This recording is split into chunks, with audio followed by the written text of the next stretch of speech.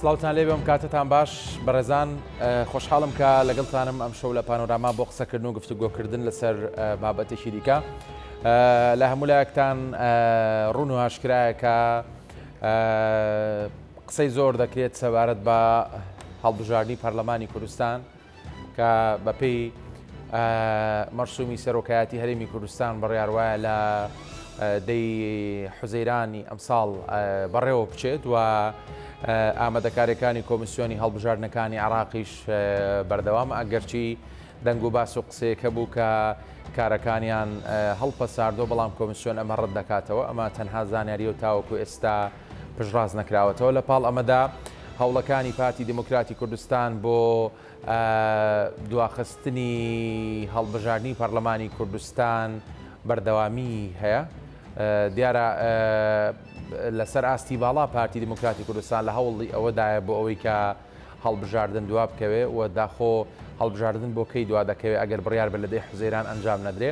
لە پاڵ ئەمەدا یەکێتی نیشتیمانی کوردستان لە پاشەوەی کە دوێنێ مەکتەبی سیاسی بە سەرۆکایەتی سەرۆکی یەکێتی نیشتیمانی کوردستان سەرۆک بافەزل تاڵەبانی کۆبەوە لە دوای کۆبنەوەکە لە بەیاننامەیەکدا بە توندی جەختیان لەوە کردەوە کە دژی هەر ڕێکارێکن بۆ دواخستنی هەڵبژاردن جەخت لەسەر هەڵوێستی پێشیان دەکەنەوە سەبارەت بە ئەنجامدانی هەڵبژاردن لە کاتی خۆیدا و باسییان لەوە کرد کە هەموو ڕێکارێکی یاسایی دەگرنە بەرامبەر دواخستنی هەڵبژاردن و هەر بەرپرسیارەتێکی سیاسی و ئەمنی و ئابووری لە داهاتوودا لە دەرئەنجامی دواخستنی هەڵبژاردن لە هەرێمی کوردستان دەخەنە ئەستۆی ئەولانی کە بربەست و لەمپەرە لە بەردەم ئەنجام نەدانی هەڵبژاردننی پارلەمانی کوردستان دەمەوێت قسەی زیاتر بکەم سەبارەت بە هەڵوێستی یەکێتی نیشتیمانی کوردستان ئایا ئەگەر بێت و هەڵبژاردن دوا بکەوێت ئەو ڕێکارە یاسایانە چین کە یەکێتی بەنیازە بیگرێتە بەر ئاخۆ ئەگەر هەڵبژاردننی پەرلەمانی کوردستان لە کاتی خۆی نەکرێ چ بەرپرسیارەتێکی یاسایی و قانونی دەکەوێتە ئەستۆی بەرپرسانی حکوومەتی هەرێمی کوردستان داخۆ قواری هەرێمی کوردستان بەرەو چۆ دەڕوات هەموو ئەم پرسیارانە و کۆمەڵک پرسیاری دیکە گفتوگۆ دەکەم لەگەڵ هەر یەک لە بەڕێزان کاک دەشتی عەبدوڕەحمان و کادری پێشکەوتووی یەکێتی نیشتیمانی کوردستان لە ستۆدیۆ لەگەڵما کاک دەشتی بەخێر بیت سپاس بۆ ئامادەبوونێ هەروەها لەگەڵ بەڕێز خاتوش لێر شەهید غەفور ژاژڵەییکە وەک ئەندامی ئەنجومەنی پشتیوانی یەکێتی نیشتیمانی کوردستان لە ستۆدیۆ لەگەڵمە خاتوش لێر جەنابیش بەخێر بیت سپاس بۆ ئامادەبووتان کاک دەشتی یەکێتی نیشتیمانی کوردستان تا ئەم چرکە ساتی ئێمە گفتوگۆ دەکەین سوورە لەسەرەوەی کە نابێ هەڵبژاردن دوا بکەوە دەکرێت لە کاتی خۆیدا بکرێت بەڵام لە پاڵ ئەمەشدا بابەتی دواخستنی هەڵبژاردن ئەگەرێکی پێشبینی کراوە یەکێتی دەیەوێت چی بکات بۆ بۆ ڕاگررتنی دواخستنی هەڵبژاردن و ئەگەر بێت و هەڵبژاردنیش دوا بکەوێت یەکێتی بە تەمای چییە؟ بەڵێ زۆر سپاس بۆیەوە سلااو لە بینەرانی بەڕێز سلااو لە میوانە بەڕێزەکەتان خاتوش لێر دیارێمە لە ساتە وەختێکا باسی بابەتی دواخستن و یاخود ئەنجامدانی هەڵبژاردن لە وادەی خۆیدا دەکەین کە هەرێمی کوردستان لەسەر ئاستی ناوخۆ خاوەنی کۆمەڵێک کێشە و قەیرانی زۆرا و زۆری چارەسەر نەکراوە کاریەک لەو کێشانە کاریگەری سلبی ڕاستە و خۆیان هەیە لەسەر پرسی حکومڕانی لە هەرێمی کوردستان و هەروەژیان و گوزارانی هاوڵاتیان لە چەندین ڕۆوە و لەگەڵ ئەوەشدا لەسەر ئاستی دەرەوە هەرێمی کوردستان بە قۆناغێکی مەترسیدیاردا تێدە بڕێن دەبینین کە لە هەموو لایەکەوە هەڕەشەی ئەمنی لەسەر هەڕەشەی سەربازی لەسەر سنوورەکانی هەرێمی کوردستان سنووری پارێزراونین و کوردستان خەریکە دەبێتە ناوچەیەک کە هیچ سەروەری و سیادەیەکی نامێنێەوە ئاسمان و زەویەکەی هەمیشە کراوەی بە ڕووی دوژمنان و ناحەزان و بە کەیفی خۆیان تەرەتانەی خۆیان دەکەن و کار بۆ بەرژەوەندیەکانی خۆیان دەکەن دیارە هەڵبژاردن وێڕای ئەوەی کە پرس و پرۆسەیەکی دیموکراسیە و مافێکی ڕەوای دیموکراسیانەی هاوڵاتیانی هەرێمی کوردستانە و بۆ دەستال دەستکردنی دەسەڵاتە لە وڵاتدا لەگەڵ ئەوشدا هەڵبژاردن بۆ گۆڕانکاریە لە ژیانی سیاسی و حکومڕانی لە وڵاتدا زۆرجار هەڵبژاردن بەمانە ڕاستەقینەکەی دەبێت تەمایی ئەوەی کە چارەسەری کێشە و قەیرانەکانی وڵات بکە یاخود وڵات لە ئاستێکی خراپەوە بگوازێتەوە بۆ ئاستێکی باشتر بەڵام بەمەرجێک هەڵبژاردنێک بێ هەڵبژاردنێکی پاک و ڕاستەقینە بێ و هاوڵاتیان بە ئارەزووی خۆیان دەنگ بدەن و لەگەڵ ئەوەشدا هێز و لایەنە سیاسیەکان حەزمی ڕاستەقینەی خۆیان دەرکەوێت لەسەرەوە ساسا حکوومەت و دام و دەستگا دەوڵەتیەکانی تەشکیل بکرێت بەداخەوە لە ڕابردوودا بەهۆی چەند هۆکارێک لە هەرێمی کوردستان کە پێنج خولی هەڵبژاردننی پەرلەمانی کوردستانی تێدا ئەنجام درراوە هەڵبژاردن نەیتوانی و ئامانجانە پێکەی هەڵبژاردن نەبوو تەمایی دەستا و دەستکردنی دەسەڵات هەڵبژاردن نەبوو تەمایی چارەسەرکردنی کێشەکان بگرە زۆر جار خودی هەڵبژاردن بۆ خۆی بۆتە مای چەقبەستووی سیاسی بۆتە مای ئەوی کێشەکان قوڵتر بکاتەوە دیارە بێگومانە مەشۆکاری خۆی هەبووە ئێمە لە ڕابردوودا لە ساڵی 1992 یاسایەکمانەیە کە چەند جارێکی شەموار کراوەتەوە بەڵام لە هەموارەکاندا گۆڕانکاری جەوهری تێدا نەکراوە ئەم یاسایە لە بەرژەوەندی هێزێکی سیاسی بووە لە کوردستاندا و ئەو هێزە بە کەیفی خۆی توانیوەتی کە یاری بە ئەنجامەکانی هەڵبژاردن بکە یاخود ئەو دیزاینکردنەی کەەوە ئێستا کردوتی بیانووی دواخستنی هەڵبژاردن و دەڵێ هەڵبژاردنێک ناکەین کە پێشوەختە دیزایانی بۆ کراوێ بە پێچەوانەوە پارتی دیموکراتی کوردستان ئەم جارەیان توانای ئەوەی نییە کە پێشوەختە هەڵبژاردن دیزاین بکە ئێمە هەمومان دەزانین لە هەڵبژاردنەکانی ڕابردوودا ئەندامانی پارتی و مەکتەبی سیاسی و سەرۆکایەتی پارتی زۆرجار ناوێک دێنم خەسرە و گۆران سەرۆکی دەستگای هەڵبژاردننی پارتی بوو هاتۆتە سەر تەلەڤیزۆن بە چەند مانگ پێش ئەنجامدانی هەڵبژاردن ژمارەی کورسی پارتی و ژمارەی کورسی هەموو لایەنەکانیکەی باس کردووە بۆ لەبەرەوەی دەیانتوانی دیزاین بکەن و ئەم کۆمسیۆنە و یاسای هەڵبژاردن دەرفەتی ئەوی دەڕەخسات کە هەڵبژاردن نەتوانێت گۆڕانکاری لە کورسی لایەنەکان بکەوە دەستا و دەستکردنی دەسەڵام بکە ئەوەی کە بوو بۆ مای ئومێد و ئەوەی تام ساتۆختەش مای ئومێدە ئەم هەڵبژارنەیە کە قەرار وایە لە دەی شەش ئەنجام بدرێت بۆچی لەبەرەوەی ئەم هەڵبژارنە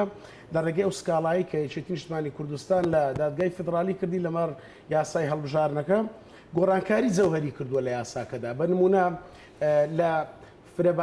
یەک بازنەیەوە هەرێمی کوردستانی کردوتە چوار بازنە تۆماری دەنگدەران کە تۆمارێک بووە سەختەکاری زۆری تێدا بووە ناوی دووبارەی زۆری تێدا بووە ناوی مردووی زۆر تێدا بووە ئەم جاریان بەو تۆماری دەنگدەرانە ناکرێت بە تۆماری دەنگدەرانی عێراق دەکرێت لەگەڵ ئەوەشدا مەسلەی کورسی پێکاتەکان ئەگەر چیەکێتی نیشتمانی کوردستان سکاڵاکەی لەسەر نەهێشتنی کورسی پێکاتەکان نەبوو بەڵام کورسی پێکاتەکانی نێشتوە کە بەداخەوە لە ڕابردوودا پارتی دیموکراتی کوردستان گەورەترین گورزی لە پێکاتەکان داوە بۆ لەبەروی ئەم پێکاتانی بەکاردێنە بۆ بەرژەوەندی حیزبەکانی خۆی یاخود لە پەرلەمانی کوردستان یاخود هەر پرس و پرۆسێک داهاتە پێشێ ئەگەر پرس و پرۆسەیەکی خراپ وایە هەمیشە پارتی دیموکراتی کوردستان هەوڵی دەدا لە ڕێگەی ئەم کورسی کۆتایانەوە بابەتەکە بجوڵێنەوە ئەمانە بنەوازیهەی شەڕکردن لەسەر ئەم بابەتە خراپ و زیان بەخشە ئەمە بوو بۆ مای ئەوەی کە پێکاتەکان ناشتی بکە لەگەڵ ئەوەی ئەمانە پێکاتی ڕاستەقینە نین پێکاتە ڕاستەقینەکانی هەرێمی کوردستان هەمیشە دژی ئەو هەوڵانە بوون و دژی ئەم جۆرە جوڵانانەوە بوون کە ئەو کادرانەیان لە پەرلەمان و لە ناو دام و دەستگاکانی حکومەتە میشە وەکو کادرێکی لق و ناوچەکانی پارتی تەسەڕفاتی دەکرد بەداخەوە دیارە پارتی دیموکراتی کوردستان بە تەواوەتی لەوە تێگەیوە کە ئەم یاسایی هەڵبژاردن و هەروەها ئەم کۆمسیۆنەی کە هەڵبژاردننی پێ ئەنجام دەدرێت ناتوانێت ساختەکاری تێدا بکە و هەروەها ناتوانێت کورسی بە دەنجی هەرزان دەست بکەوێ و لەگەڵ ئەوەشدا ئەم جارەیان کە ئەنجامی هەڵبژاردن بەدەست دێ ئەم ئەنجامە دەبێتە پێوەرێک بۆ پێکەنانی حکومت بە بێگومانی پارتی دیموکراتی کوردستان نابێتە خاوەنی ئەو حەزمەی کە لە ڕابردوودا هەیبیەوە بۆ خۆی باش تێدەگا حەزمی ڕاستەقینەی خۆی چەندە بۆیە پارتی دیموکراتی کوردستان کاتێک کە ڕێگری لە ئەنجامدانی هەڵبژاردن دەکات لەو وادەیە وەک خۆی کە بە بیان و دەڵێ هەڵبژاردنێکی دیزاین کراوە بەشداری ناکەین بە پێچەوانەوە ڕاستیەکەی ئەوەیە ئەم هەڵبژاردنیان بەو کۆمسیۆنە بەو یاسای هەڵبژاردن پارتی دیموکراتی کوردستان ناتوانێت دیزاینی هەڵبژاردنەکە بکات و ناتوانێت بە ئارزووی خۆی یاری بە کورسی خۆی پێکاتەکانی دەست خۆشکردشتی خاتوش لەر بەخێر بێجارێکی دیکە پارتی دیموکراتی کوردستان دەڵێت ینی بۆ هەموو کەم و کورتی و سەرنجانی کە هەمانە ئەگەر بەشداری هەڵبژاردنیش بکەین هەر هێزی یەکەمین لە هەرێمی کوردستان بەڵام لەگەڵەوەدا کاکدەشتی دەڵێت پارتی باش دەزانێت حەجمی خۆی چیە لەم هەڵبژاردنەدا بۆیە یاری بەکات دەکات و ناوێ بەشداری ئەم پرۆسەس سیاسیە دموکراسیا یاساییە بکە تۆ پێم بڵێ پارتی بۆچی ناوێ بەشداری هەڵبژاردن بکە دەستان خۆش سپاس بۆ ئەم تەوەرە دەست خۆش بە کاکدەشتی کە زۆربەی شتەکانی ڕوون کردەوە وەکو خاڵی سەرەکی لە ڕاستیە ئەگەر پارتی ئەوەندە دڵنیایە کە هێزی یەکەمە کەواتە چی بربەستە یاخود ڕێگرە لە بسەر ئەوەی کە هەڵبژاردن بکرێت باش پێم وانییە کە ئەمەوا بێت ئەگەر هەتاوەکو بڵێن خولی پێنجەمی پەرلەمانی کوردستانیش پارتی بە کۆمەڵێ یاسا و بە کۆمەڵێ ڕێنمایی یاخود بە کۆمەڵێ ڕێکار کە گرتوویە تێبەر توانی بێتی ببێ بە هێزی یەکەم بەڵام پێم وایە ئەم جارە هاوکێشەکان ئەگۆڕدرێ یعنی بۆ نمونە هەمومان ئەزانین کە هەموو جارێک کە هەڵبژاردن کراوە 11 کورسی مسۆگەر هەبووە بۆ پارتی دیموکراتی کوردستان کە کورسی پێکاتەکانە بەڵێ یەکەم حزب یەکەم لایەنی سیاسی کە باوەڕی بە مافی کەمەنەتەوایەتی و کەمە ئاینەکان هەیە یەکێتی نیشتیمانی کوردستانە. پایەکی ئەساسیە لە بەرنامەی یەکێتی نیشتیمانی کوردستانە کە مافی سەرجەم تاکەکان و سەرجەم هاوڵاتیان دابین بکە بە کەمەنەتەوایەتەکان و کەمە ئاینەکانیشەوە. هەواڵ مام جەلال قسێکی لە باسی کەرکووکە ئەفەرمێ ئەڵێ ئەبێ تورکمان و عەرەب لە کەرکووک لەسەر حکومڕانی کورد کە ئەگەر ئێمە لە کەرکووک بتوانین پارێزگار و حکومڕانی بەدەست ئێمە بێ ئەبێ تورکمان و عەرەب کە پێکهاتێکی سەرەکین لە کەرکووکە دڵنیا بن لەوەی کە مافیان پارێزراوە لە ژێر دەسەڵات و هەیمەنی دەسەڵاتی کوردیە بۆ ئەوەی کە دڵنیا بن مافەکانیان پارێزراوە پێویستە ئێمە حکومڕانێکی باشمان هەبێت مافەکانیان دابین بکەین. سیاسەتی یەکێتی نیشتیمانی کوردستان ئەوەیە کە باوەڕمان بە هەموو نەتەوەکان هەیە مافەکانیان ئەپارێزین بەڵام مانای ئەوە نییە ئەم بەکارهێنانی ئێستا کە ئەکرێ بۆ کورسی پێکاتەکان بەکارهێنراون. یعنی لەژێر هەژمونی خۆیان و خواستی خۆیان و نوێنەرایەتی ڕاستەقینی پێکاتەکانیان ناکەن. ئەمە ئەگەر بیان دوێنی ئەگەر ئەو پێکاتانە بدوێنی بەدەر لەو ژمارەی کە با بڵێن لایەن هەیە بۆ پارتی دیموکراتی کوردستان ئەوانەی تر ئەمانە بە نوێنەری خۆیان نابین وەگلەی و سکاڵا ئەکەن لە دەسەڵاتی کوردی کە ناتوان نوێنەری ڕاستەقینی خۆیان بنێرنە پەرلەماندا کۆچیکەری ڕاستەقینی پێکاتەکانیان بن بەڵکو لە هەموو معادلەیەکی سیاسی ئەچنە پاڵ پارتی دیموکراتی کوردستان ڕێیان لەگەڵ ڕێی ئەوایە و هیچ کاتێک نە ئازادن نەسەر بەخۆن لە بڕیاردانی خۆیانە. ئەمە خەلەرێکی گەورەیە کاتێک ئێمە باسی مافی پێکاتەیەک یا کۆمەڵێک و دەستەیەک دەکەین پێویستە ئازادی دابین بکرێت لێرەوە ئەچینە سەر تەوەرێک کە بازەکەین باسی ئازادیەکانە. یعنی کاتێک کە تۆ بە فشار بە دەسەڵات بە تەماع خستنەبەر یاخود بە بەرژەوەندی لە ڕێی بەرژەوەندیەوە ئەتەوێ پێکهاتەیەک لە ڕێی کۆمەڵی کەسەوە قۆڕغ بکەی بیانگری بۆ خۆت ئەمە مافی ئەو پێکاتانە بە عکسەوە نەکدابینیەکەی پێشێلی ئەەکەی کاتە تۆ ئازادی دەستەبەر نەکردو بۆ ئەو پێکاتانە لەژێر دەسەڵات و چەتری دەسەڵاتی کوردی حکوومەتی کوردیە هەروەکو چۆن ڕۆژنامە نووسان ئازاد نین لەژێر دەسەڵاتی هەولێرە ئازاد نین کە بینوسن هەر یەکێ بە هەڵەیەک بە ئارەزووی دەسەڵات شت نەنووسێ یاخود ڕخنەیەکی بابەتی نەوعی بەهێز بگرێ لە دەسەڵات خۆی نبینێتەوە جارێکتر کە سوکاری نایبینەوە نازان چی لێ بۆ چۆ ئەچێت و چی لێت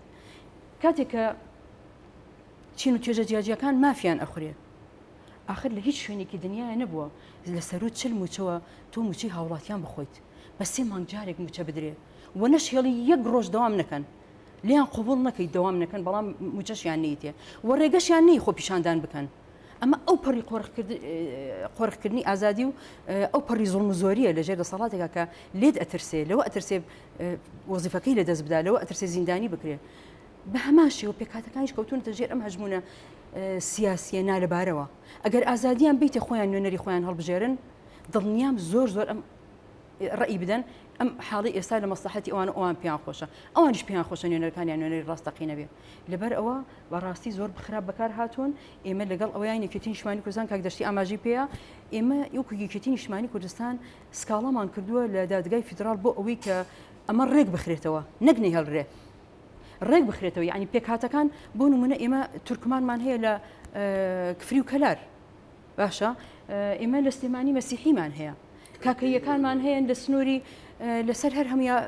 بڵاون یەزیدیمان هەیە ینی لە هەموو شوێنەکان هەیە باشە بۆ ئیلا ئەبێ کورسی پێکاتەکان ئیلا ئەبێ لە سنووری هەولێر و دهۆکا بێ ئەمە کەی نوێنەرایەتی ڕاستەقینی ئەو چین و توێژە ئەکات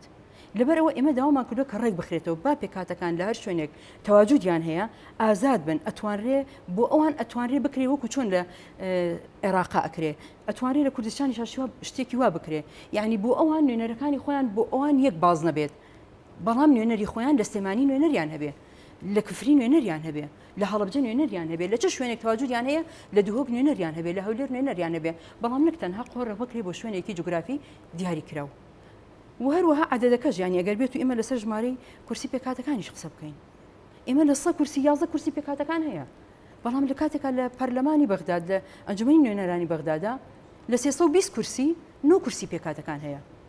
یعنی تۆ ئەو بەراورده بکە ئەگەر بێت و ئەو ڕێژەیە کە بە ئامار و بەداتا و بە ئەلمی کراوە بێت و بیسەپێنین ینی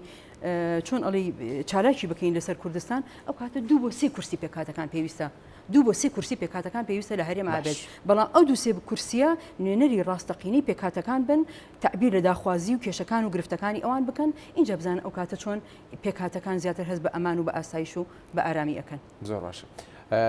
کاک دەشتی دیارە یەکێتی زۆر سەرقاڵە بەم بابەتی هەڵبژاردنەوە لە پاڵ ئەوەشدا ئەو لایەنە سیاسیانی دیکە کە لە هەرێمی کوردستان هەژمونی خۆیان هەیە بە بڕوای تویانی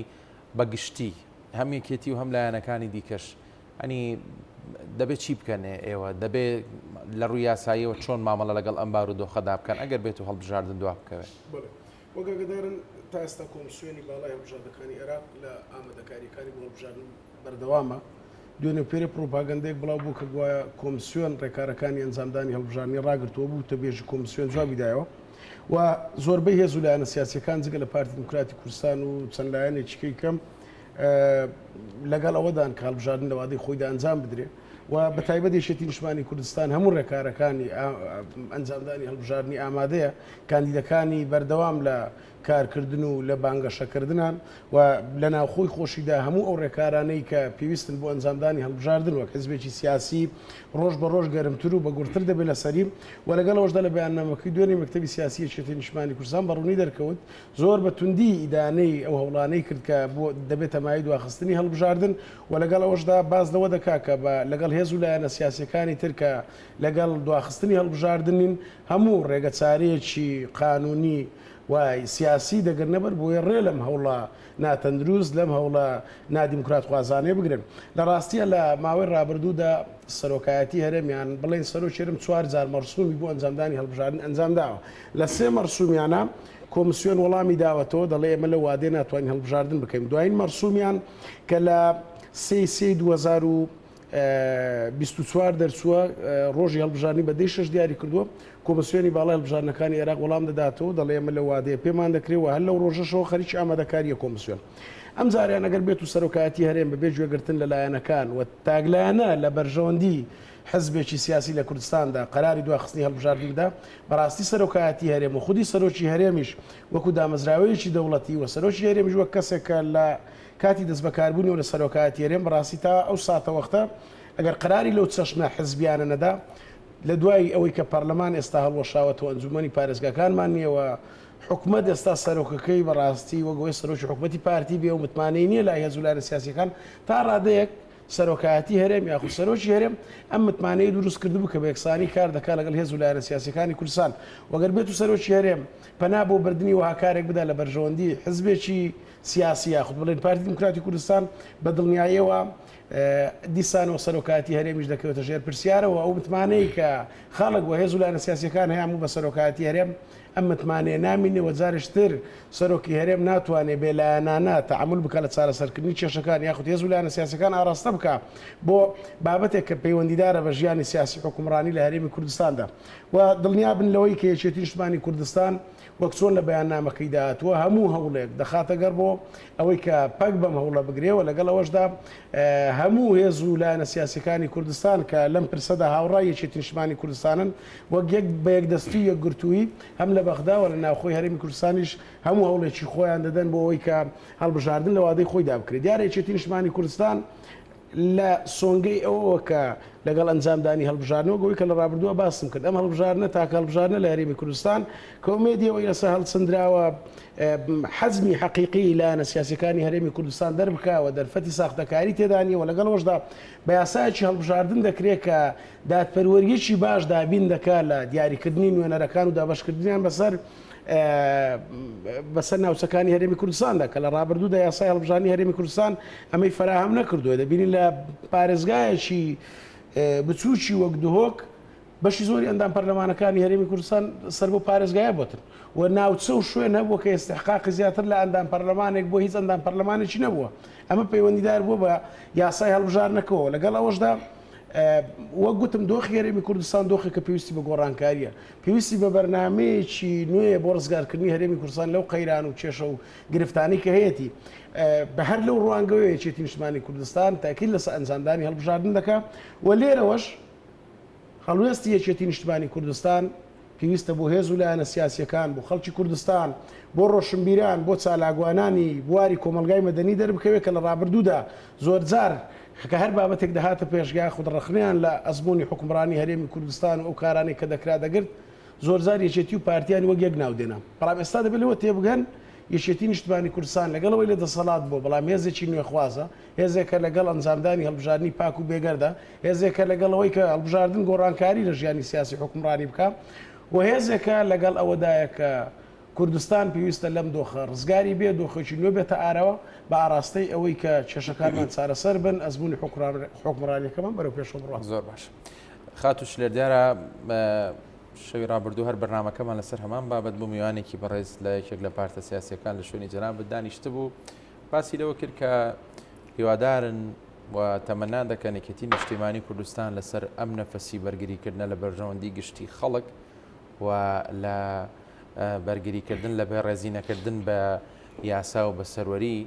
و زۆر بابەتی دیکە کە بۆ تەمای فشار و یەکێتی خاوەندارەتی دەکات بەردەوام بێ و مڕاعاتی دۆخی پارتی نەگا لە خۆناغی داهاتوودا و مل بدا بۆ دۆخستنی هەڵبژاردن. جەنابە دۆک سەرکردەیەکی دیار وەک سەرکردەیەکی ژنوەک ئەندامێکی یەکێتی دەکرێت ئەوە بە خەڵک بڵێ کە یەکێتی لەسەر ئەم نەفەسە تا دوا چرکە بەردەوام دەبێت. پێش ئەوەی وەڵامی ئەو پرسیارە بۆمەوە حەزەکەم قسەی بکەم لەسەر ئەو پرسیارەی کە ئاراستی کاک دەشتیت کرد. بەڵێ. طبعا دیارە چەند جارێک کات دابین ینی کات دیاری کراوە بۆ ئەنجامدانی هەڵبژاردن بەڵام بڕیاری لێ نەدراوە. بەڵام دوجار ئەمانە هەمووی لە دەسەڵاتی سەرۆکی هەرێمایە باشە بەڵام پێم وانە ئەوەندەی کە من پرسیارم کردەوە دودا چۆنم کردووە پێم وانە لە دەسەڵاتی سەرۆکی هەرێما بێ دوای ئەوەی کە مۆعید دیاری کرا و کۆمیسیۆن ئیقراری کرد چکە دادگای باڵای فیدرالی دەسەڵاتی یاوە بە سەرۆک بە ینی چۆن ئەو دەسەڵاتی یاوە بە کۆمیسیۆن کە مۆعیدی هەڵبژاردن تهدید بکات دوای ئەوەی کە تەقدیمە کرێ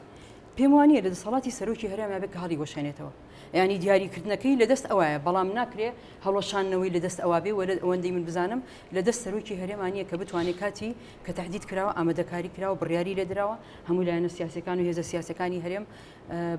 پێکەوە ئامادەکاریان کردووە تەنها یەک لایەن نەبێت بێت بتوانێت هەڵی بۆشێنێتەوە و یەکێتی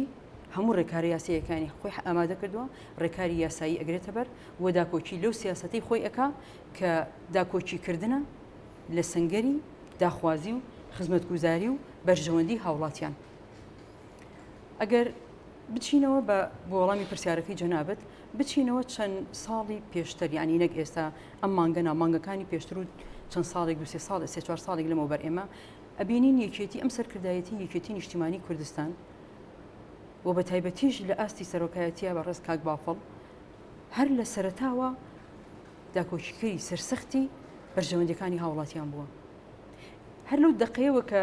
لە کاتی لە کاتەیەکی خوێندکاران زۆر ئاسی گوزەرانیان خراپ بوو و ناوخۆیەکانیان زۆر وێران بوو. هەرچەندێ یەکێتی لە ڕێی حکوومەتەوە ئێمە هەوڵماندا لە ڕێی جێگەری سەرۆکی حکوومەتەوە و لە ڕێی نوێنەرەکانمانەوە زۆر هەوڵماندا چارەسەری ئەم کێشانە بکەین بەڵام دواتر کە نەکرا خودی یەکێتی بە سەرۆکایەتی کاک باڵ هاتنە سەرخەت و خودی یەکێتی بەرپرسیارەتی نۆژەنکردنەوەی سەرجەم ناوخۆیەکان و وەکارکردن بۆ دابینکردنی مافی خوێندکاران. هەر ئەگەر لەم نزیکانە دیقەت بین لەم نزیکانی چەند مانگی پێشودا چەندین خۆپیشانداری هەزاری و دەهەزاری کراوە لە سنووری دەسەڵاتی ئەم زۆنەیە سنووری دەسەڵاتی یەکێتی نیشتیمانی کوردستانە. خوێن لە پەنجەی هیچ کەسێک نەهاتووە بەڵکو جێوێکی ئارام و خۆشیان بۆ دابین کردووە بۆ دابین کراوە بۆی بتوان بە ئازادانە تعبیر لە خۆیان لە داخوازیەکانیان بکەن. ئەمە پشتیوانیکردن نییە لە داخوازی خەڵک یعنی کاتێک کە تۆ لەژێر چەتری دەسەڵاتی تۆیە لەژێر هەیمەنی دەسەڵاتی لایەنێکی سیاسیە خەڵک ئازادانە تعبیر لە داخوازی خۆیەکە ئەمە دیموکراسیەتە ئەمە باوەڕبوونە بە مافی هاوڵاتیان و نەک هەر ئەوە بەڵکو پشتیوانیان ئەەکەی بۆی کە بتوان داواکاریەکانی خۆیان بەدەست بێنن. نوێنەرەکانی ئێمە لە ئەنجومەنی نوێنەرانی بەغداد داکۆچیکەری سەرسەختی موچەی هاوڵاتیان و موچە قوتی هاوڵاتیان بوون داکۆچیکەری سەرسەختی خانەنشینان بوون داکۆچیکەری سەرسەختی وانە بێژانن کە هەر لەم ڕۆژانی پێشوا ئێمە نوێنەرەکانمان لەوێ ڕاستپێردراون و خۆشیان بە ئەرکی خۆیان هەستاون کە پشتیوانی ئەوە بکەن بۆ ئەوەی کە ئێمە نزیکەی 38,000 وانە بێژمان هەیە. چی وەڵامی 38,000 وانە بێژ ئەیاتەوە هەیەە بۆ نزیکەی 10 ساڵ ئەچێ بەس وانە بێژە. ئەمە چقدرێکە لە مامۆستا ئەمە چقدرێکە لە کوڕکچی ئەم وڵاتە کێ بڕیار بەدەستە لەم وڵاتەیە کێ بۆ سەرۆر بوو کێ بۆ حکوومەتی بەدەست بۆ لەم وڵاتەیە کێ بۆ ئەم کارەساتی بەسەر خەڵکا هێناوە بە دەیان هەزار دەرچوومان هەیە چاوەڕی هەلێکی کارن هەمویان تەمەنیان و ئەچێتە سەر و 35 هێشتا نەیانتوانی و خێزانێک پێک بێنن لەبەری موچەیەک دەهاتێکی خۆیانیان نییە کشتتوکڵ لە وڵاتی ئێمە وێرانە کێ دەستی جوتیارەکانمان بگرێ ئامێر و کەرەسەی سەردەمیانە و مۆدرنیان بۆ بێنێ بۆ ئەوی بتوانن مادەی مۆدرنیان بۆ بێنێ پەینی مۆدرنیان بۆ بێنێ بەرهەمەکانیان بپارێزێ بۆ ئەوی بتوان پەرە بە کشتتوکڵ بن کێ دەستی کرێکارەکانمان ئەگری پشتیوانی کرێکارەکانمانە دوای ئەوەی کە 30 ساڵ 40 ساڵ خزمەت ئەەکەن بۆ ئەوی کە حیاتیان تەمین بێت بۆ ئەوی بیمەیەکی تەندروستیان بۆ دابین بکرێ کێ هەیە کوا کێدا کۆکی لەمانە ئەکات کوا دەسەڵات کوا حکوومەت چەند ساڵەی کردو بۆ ژیانی ئەمانە ئەی ئەمانە مافی خۆیان نییە ئەو هەموو غەدریان لێ ئەکرێ و هەموو چینە توێژەکانی تر خانە نشین دوای تەمەنی 6 ساڵی لە دوای نزیکەی 40 ساڵ خزمەت بە 300,000 بە 250,000 بە 400,000 چۆن ژیانی ئەچێ بەڕێوە گەیشتۆتە تەمەنێک پێویستی بە چارەسەرە مانگانە پێویستی بە 300,000 چارەسەر دینار هەیە بۆی چارەسەری خۆی بکە پێویستی بۆیە کە پارەی هەبێ بتوانانی سەفەرێک بکە سیاحەتێ بکە تۆزێ هیلاکی ئۆرها قوماندوبوون لە جسمی خۆی دەرکا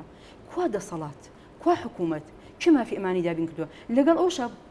لە هەنێ شوێنە بۆیان نییە فزە بکەن بۆیان نییە تەنانەت خۆپیشاندان بکەن داوای داخوازی بکەن داوای داخوازیەکانی خۆیان بکەن کاتێک لەژێر دەسەڵاتی یەکێتی نیشتیمانی کوردستانە ئەوەندەی کە توانای هەیە پشتیوانی ئەم چین توێژانە ئەکا بۆی کە مافەکانیان بەدی بێنن ئەگەر بەراوردی بکەین لەو کاتێک کە یەکێتی سەرۆکی حکومەت بوو لەو کاتێک کە یەکێتی سەرۆکی حکومەتی لا نەماوە ئەزانی ئاسمان و ڕێسمانی بینایی ناتوانانی بەراوردیکەی ئەو سەردەمانە سەردەمی خۆشگوزەرانی بوو سەردەمی شەقام بوو دروستکردنی شەقام و پرد و بەرزەپرد بوو سەردەمی ئاوەدانکردنەوە و پارک و گەڕان بوو سەردەمی ئەوە بوو سولفەی هاوسەرگیری بوو سولفەی خوێندن بوو سولفەی خانووکردن بوو سەردەمی خۆشگوزەرانی بوو ئیتر لە دوای ئەوە نەما هێواش ماف لە هاوڵاتیان وەرگیرایەوە و بۆشیان نییە قسە بکەن بۆشیان نییە داوای بکەن ئەی ئەمانە مافیان نییە کە بچن دەنگ بدەن ئەم جارە بیانەوێت جیاوازیە گۆڕانکاریەک دروستکەن لە دوای ئەوەی کە هەموو ئەو تەگەر و کۆسپانە لە بەردەمی لایەنە سیاسیەکان بە یەکێتی و بە لایەنە سیاسەکانی تریشەوە کەنار خرا وەلا خرا ناتوانی چیدی تۆ 11 کورسی لایەنێک بە 11 بە سفر دەست پێ بکەیت بە 11 کورسیەوە دەست بە کاری پەرلەمانی بکەیت هێشتا هیچ نەکردو 11 کورسی مسۆگەرە هێشتا هیچ نەکردووە ئاواری سووری ئاواری عێراقی ئاواری ئێرانی ئاواری تورکی تێناوە لە نیشتەجێت کردووە بە زۆر نیشتەجێت کردووە پارەکە نییە بۆ هاوڵاتیەکەی خۆت بەڵام ئەی بەو کەمپانە بۆ ئەوی بیانگری دەرگیان بۆ ئەوکەی تۆ خۆپیشاندان بکەن بۆی کە نەڕۆنەوە ئەمە چییە یانیمە بە چ پێوەرێک ئەمانە نازانم چه خوێندنەوەیکیان بۆ بکەین ئێمە بەڕاستی بۆ ئەم شتانە چۆن لیان تێبگەین کاتێک کە ئێمە لە ناچاریمانە یەکو یەکێتی نیشتیمانی کوردستان لە دوای ئەوەی چەندین جار هەواڵ کاک بافڵ هەنێ جار ئێمە لە سەرکردایەتی خولی چوارەمە داوامان لێ ئەکرد ئەمانوت کاک بافڵ خۆت مەڕۆ ئەوە نەمەڕۆ زۆری پێ ناخۆش بوو وتی گرنگ ئەوەی ئیشەکە بکرێ گرنگ ئەوەی ئێمە مافی هاوڵاتیان و مافی خەڵک دابینکەین و کێشەکانمان چارەسەر بکەن گرنگ نییە من چەند جار ئەچم بۆ وێ گرنگ نییە من کێ ئەبینم گرنگ ئەوەی کێشەکان چارەسەر بکەن ئەمە سیستم ئەمە بەرنامەی یەکێتی نیشتیمانی کوردستان و ئەمە بەرنامەی سەرکردایەتی و سەرۆکی یەکێتی نیشتیمانی کوردستان یەکێتی نیشتیمانی کوردستان حیزبێکە خۆی بە خزمەتکاری خەڵک ئەزانێ حیزبێکە خۆشگوزەرانی بۆ خەڵک ئەوێ و ئەم جارە کە دەرگایە کراوەتەوە بۆ ئەوی یەکێتی بتوانێت هەستێتەوە متمانی هاوڵاتیانی هەیە متمانی یەکێتی هەمیشە لە سنگەری هاوڵاتیان و لایەنە سیاسیەکانی تریش بە یەک ڕیز لەگەڵیانە بووە هەمیشە اعتیباری بۆ ڕێیان کردووە بەبێ لە هەموو قەزەیەکی مهمە ئەو ڕێی وەرگرتوون و یەک خاڵی تریش بەباز بکەم ببوورە پێشەوەی بچیتە سەر پرسیارێکی تر کاتێک کە کات دیاری کرا بۆ هەڵبژاردن تەنها هەنێ شت هەیە کە ئەتوانێت ڕێگە ئەدا بە سەرۆکی هەرێم یاخود بە لایەنە سیاسیەکان کە وادەی هەڵبژاردن بگۆڕن ئەویش تەنها ئەوەیە شتێکی پێوترێ قوەی قاهیرە یعنی قووەتێکە لە دەسەڵاتی ئینسانە نییە لافاوێکە کارەساتێکی سروشتیە خوانەکردە قەت ڕوو نەکاتە وڵاتی ئێمە خەڵکێمە بوومە لەرزەیەکی خراپە یاخود شەڕ و شۆڕێکی بێئامانە کە نەتوانین لە جەوێکی ئارام و ئاسایشە ئێمە بتوانین هەڵبژاردن بکەین خۆ ئێمە لە ئێکاتی ئێستا لەخوا بەزای بە هیچمان نییە ئارامی و ئاسایشی هەمووی هەیە هەموو لایەنە سیاسیەکان کۆکن لەسەرەوەی کە بێڵبژاردن لە کاتی خۆیان بکرێت کۆمیسیۆن ئەڵێ حازرم پارتی ئەڵێ هیچ کێشەیەکم نیە و ئامادەم کەواتە بۆچی ڕێگیری ئەکات لە هەڵبژاردن وەڵامەکە لای خۆیانە زۆر باشە کاک دەشتیانی وەک شلێرخانیش باسی کرد کە سەردەمێک یەکێتی لە حکومڕانیە باڵا دەست بوو خۆشگوزەرانی هەبوو بۆ خەڵک دواتر قۆناغەکان و ڕابردوو نامێ بچینە ناو بارودۆخەوانی ئەوەمان بینی کە بەوەی هەندێک بارودۆخی سیاسیەوە یەکێتی تووشی هەندێک لەو بابەتانە بوو کە ناچار بوو بۆی کە حکوومەت لەلایەن پارتی و سەرکردایەتی بکرێت ئەوەی کە شلێرخان باسی کرانی خەڵک دەبێت ئەوە ببینێت کە ئەگەرەوێت دەستی ئاوادانی بۆ هەرێمی کوردستان بگەڕێتەوە بێ یەکێتی ینی هێزی یەکەم بێ لەم هەرێمی کوردستانەیە هەر بەڕاستی ینی هەڵبژاردن لە هەر کات و سات و وەختێکدا ئەنجام بدرێ یەکێتی نیشتیمانی کوردستان ئامادەیە بۆی هاوسەنگی حکومڕانی لە هەرێمی کوردستان بگۆڕێ بەڵێ بێگومان ئامادە سەرچێکەش بۆیە وەک لە ڕابردوودا باسم کرد کاک سەرتیب لە ماوەی ڕابردوودا یانتوانی بڵێن لە دوای کۆتایی هاتن بە شەڕی ناوخۆوە ڕێکەوتنی استراتیژیەوە یەکێتی نیشتیمانی کوردستان لە پێناوی بەرژەوەندی گشتی خەڵکی کوردستان وەڕوونەدانەوەی شەڕ و پشێوی و هەروەها ئەو قەوارەی کە هەمان بۆ بە پارێزراوی و بە سەرکەوتووی بمینێتەوە سازشی زۆر گەورەی کردووە بۆ پارتی دموکراتی کوردستان و ئەم سازشکردانەی بەڕاستی زۆر جار خراپ تەفسیری بۆ کراوە بە پاشکۆ ناویان دەبردین بە پشتیوانی پارتی دموکراتی کوردستان و هەموو ئەو پرۆژە و پێشاتە خراپانەی کە لە ڕابردوودا ڕوویدا ئێمەیان تێدا تاوانبار دەکرد هەر هەمووی لە پێناوی بەرژەوەندی خەڵکی کوردستان بوو لە پێناوی تێکنەدانی یەکڕێزی بوو لە نێوان هێز و لایەنە سیاسەکانی کوردستان و بەتایبەت پارتی دموکراتی کوردستان کە هێزێکی گەورە و کاریگەرە لە کوردستان لە بەرامبەردا پارتی دموکراتی کوردستان بۆ هیچ یەک لەمانە بەخۆیدا نەچۆتەوە بڵێ منیش مەسئولیەتم لە سەرشانە بگرێ بە پێچوانەوە مەسئولیەتی گەورەتریشی لە سەرشانە زۆربەی جومگە ئەساسیەکانی هەرێمی کوردستان لەدەست پارتی دموکراتی کوردستانە بە پێچوانە و پارتی کوردستان زیاتر تووشی لوودبەرزی سیاسی بوو زیاتر تووشی تاگڕێوی بوو و زیاتر خراپ کەڵکی وەرگر لەو دەسەڵاتی کەیەتی لە کوردستان دەی بڵ ڕابردووە بینیمان مەسەلەی سیاسەتی سەربەخۆیی نەوت کوردستانی تووشی چ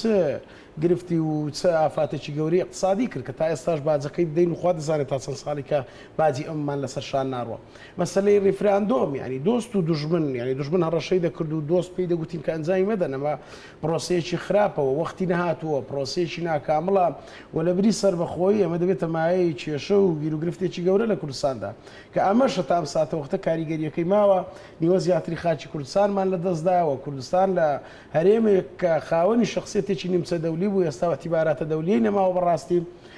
دوایین پێشاد مەسەلەی هەڵبژاردنە ینی بۆ زانیاری بینەران و بۆ ئێوەی بەڕێزیش ئێستا یەکێتی نیشتیمانی کوردستان خاوەنی سەرۆکێکە بەڕاستی ئەم سازشانە ناکە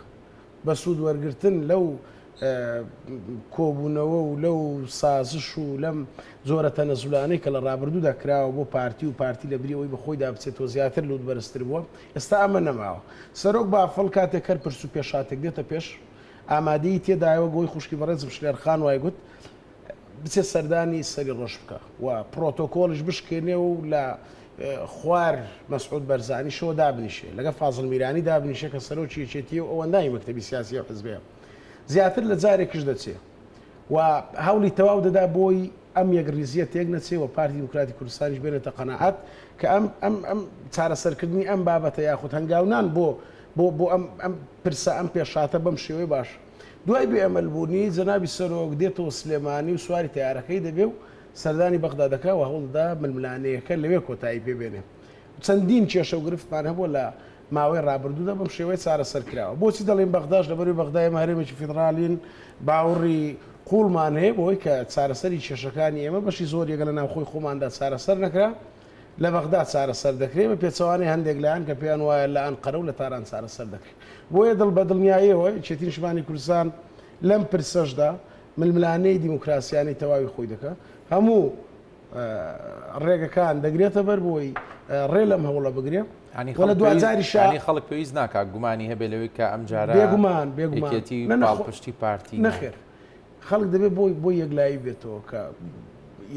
یەکچیزایی چۆنا من بە قەنەعەتی خۆم وای کە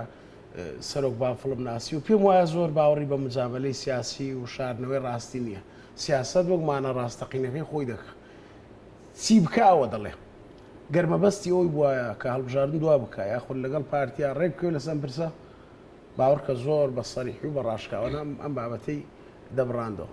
بەڵام بە هەموو شێوەیەک یەکێتی نیشتیمانی کوردستان و سەرۆکەکەی لەگە ئەم پرسە نییە بەڵام 2000 شتێکی کەشێ لە بیرمان نەچێت یەکێتی حزبێکە لە کوردستاندا یەکێتی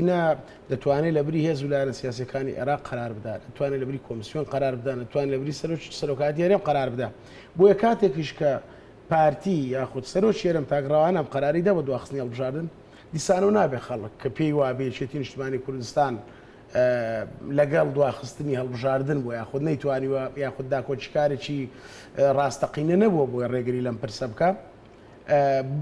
ئەوەی گرنگە دەمینێتەوە مەبدەکەی مەبدەیەکی نیشتمانی کوردستانەوەی کەڵبژان لەوادی خۆیدا بکرێت و بۆ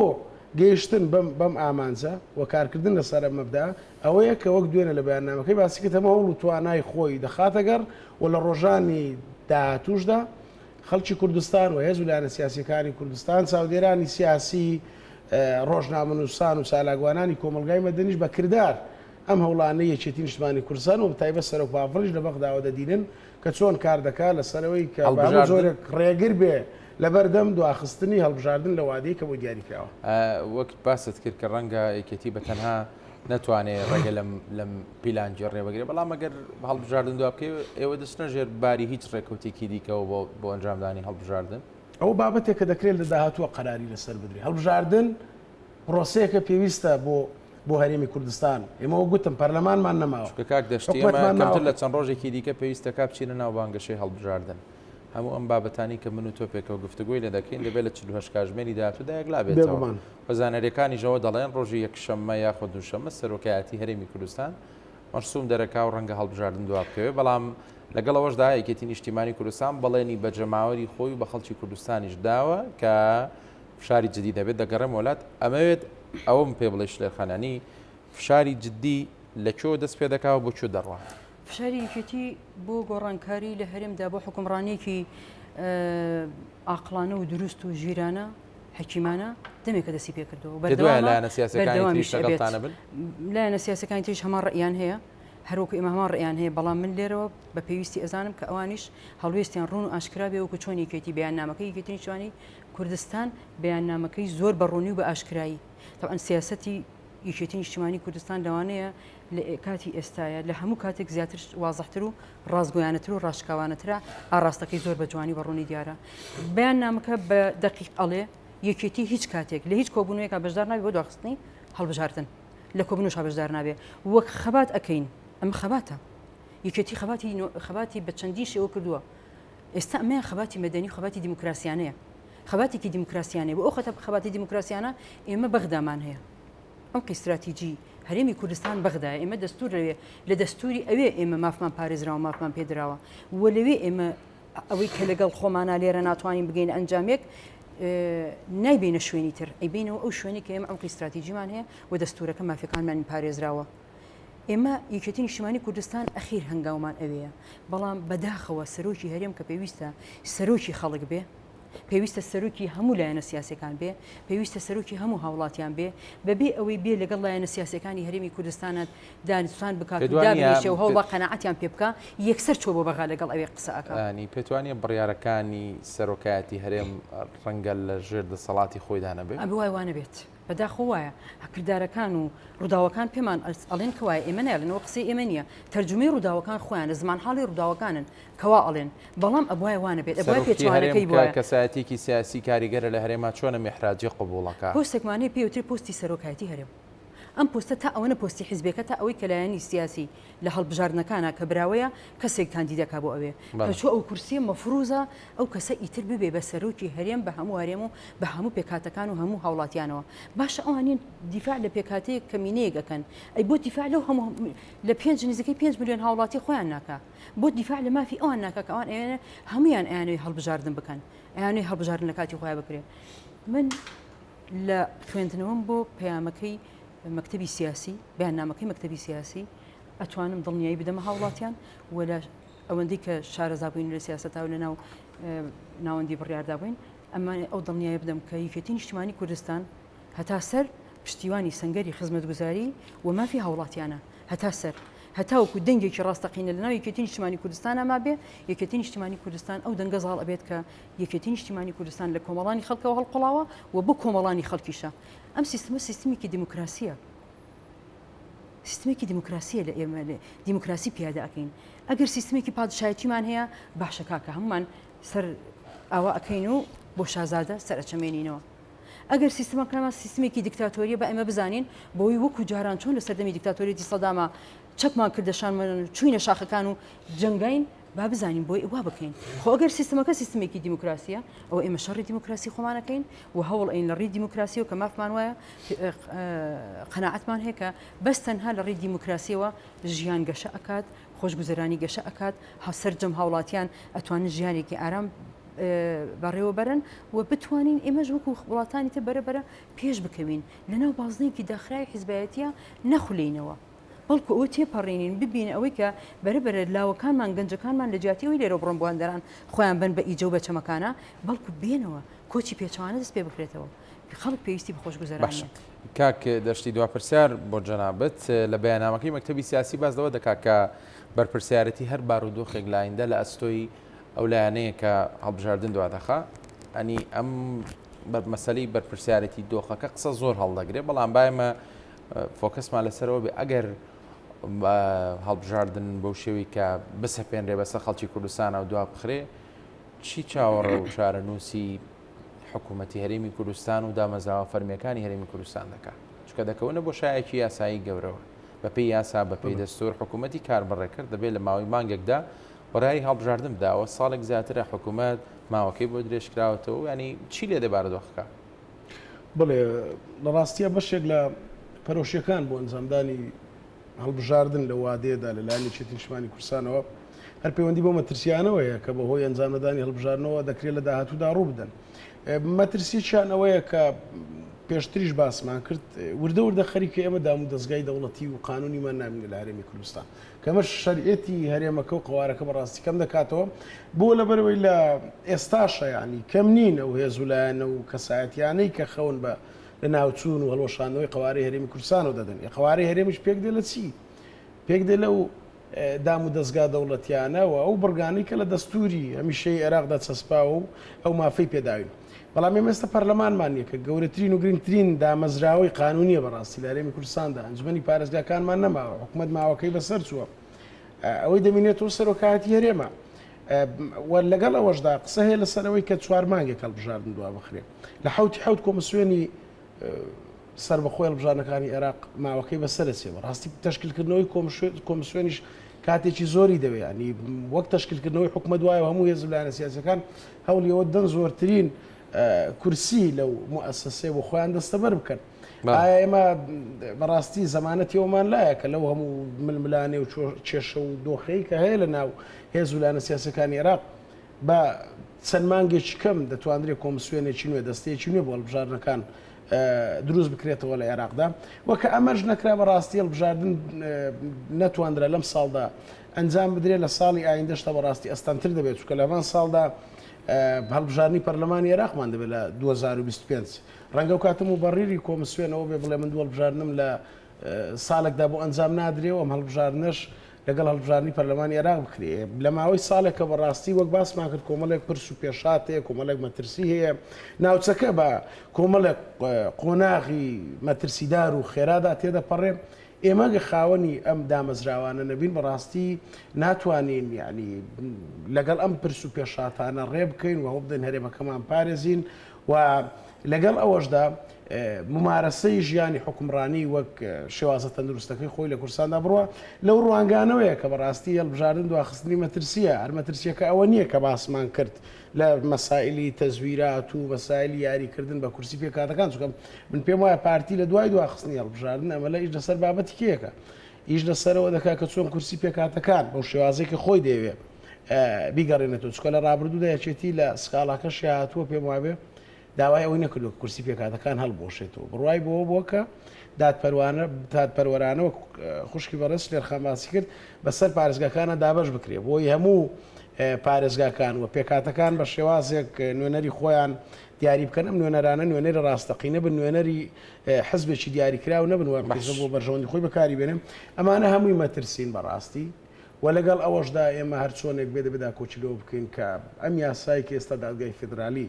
دەستکاری کرد و دیاری کردو بە شێوازێک هەڵبژاردن دەکەین داکۆچکار بین لەسەرەوەی کە هەڵبژاردن بەم شێوازە بکرێەوە لە کۆتاییدا من دیسانەوە دووبارە دەکەمە چێتی نیشتمانی کوردستان بە کردار لەگەڵ ئەنجامدانی هەڵبژاردنە و هەموو ڕێکارەکانی لەو ڕۆ ئامادە کردووە لەگەڵ ئەوەشدا دیسانەوە بە کردار دژی هەر هەوڵێک دەوەستێتەوە کە بیاوێ هەڵبژاردن پەک بخە و دووەم شت من ئومێد دەکەم سەرۆکایەتی هەرێم بە تایبەتتر سەرۆکی هەرێم ئەو متمانەی کە هەیە بۆ لە لای هێزولایەنە سیاسیەکان و بە تایبەت یەکێتی نیشتمانی کوردستان هەوڵ نەدا لە بەرژەوەندی حزبەکەی خۆی کە بەدڵنیایی ئەویش لەژێر زەخت و فشارێکی زۆرە ئەم قەرارە بدە و ئەمە بێتەماوەی کە متمانەمان بە سەرۆکایەتی هەرێم و سەرۆکی هەرێمیش نەمینێ ئەمە دۆخەکە هێندەی تر ئالۆز دەکە و ئۆباڵی هەر پرس و پێشاتێکی مەترسیداریش کە بۆ هێوە لە داهاتوە ڕوودا لە ئەستۆی سەرۆکایەتی هەرێم و سەرۆکی هەرێم و حیزبەکەشێتی زۆر باشە خاتوش لێر زۆر بە کورتی تۆش پێ دوایە گەر هەڵبژاردن دوا بکەوێ مەلە بەردەم پێشاتی مەترسی دارداین مەترسی بۆ سەر زۆر شدڕۆدا ئەگەر هەڵبژاردن دوا بکەوێ وەکەوەی کە هەواڵم ئاماژەی پێدا ئەگەر بێت و لە دوا بخرێ بە مانگیدا دواتریش لە مانگی دەیە بە بیانوویەکی تر یاخود ئەگەر داواکاریەکانی پارتی دیموکراتی کوردستان کێشەی ئەوە نییە بڵێ من حاضر نیم بۆ هەڵبژاردن بەڵکو بیانووی هەیە بیانوەکانیشی زۆر نایاساییە دادگای فیدراڵ ینی بڕیاری قەتعی و ڕەجعی نییە بڕیاری قەتعیە و ڕەجعی تیانە ئەگەر زمان نییە بۆی کە بخرێتە مانگی دەش لە مانگی دەش ئەنجام بدرێ ئی باشە لە مانگی دەش ئەنجام نەدرێت دواتر تەئجیل بکرێ ئێمە هیچ دامەزراوەیەکی یاساییمان نامێنێ کە ئیشوکاری هاوڵاتیان بەڕێوەبەرێ بە هێواش کە دام و دەستگاکان ئەنجومەنی پارێزگانەما پارلەمان نەما حکوومەت کار بەڕێکەرە بەرەبەرە هیچ شتێکمان بۆ ناکرێت ژیانی خەڵک ئەوەستێ چیمان ئەمێنێ ئەوەی کە گەورەترین زەربە کە ئەیدا لە هەرێم و لە قواری سیاسی هەرێم بە پارێزگایەک لە عێراق بەداخەوە ئەین من دڵم نایە هەر ئەوە ناتوان بە زمانیش بێڵێن بەڵام مەترسی هەیە بڵێ کە دواتر وەکو پارێزگایەکی هەرێم عێراق مامەڵەمان لەگەڵا بکرێ و ئەوەی کە مەترسی ئەخاتە سەر قواری هەرێم ئەوەیە هەڵۆشانەوەی دام و دەستگاکانێتی و گرنگترین مهمترین چارەسەر بۆ هەڵبژاردنە بە زووترین کات هەڵبژاردن بکرێ دام و دەستگا پەرلەمان دروست بکرێتەوانێ حکوومەتی تازە تەشکیل بێ حکوومەتێک کە بژاردەی خەڵک بێ بەبێ فێڵ و تاڵەکە و بەبێ داوچنین ئەو حکوومەتە دڵنیا بە ئەبێتە حکوومەتێک لە سەرتاوە بۆ هەموو شتێک بۆ قواری هەرێم باشە دواتر بۆ تاک بەتاکی هاوڵاتی و سەرجەملایەنە سیاسیەکان باشە ئومێ دەکەین کە سەرۆکی هەرێم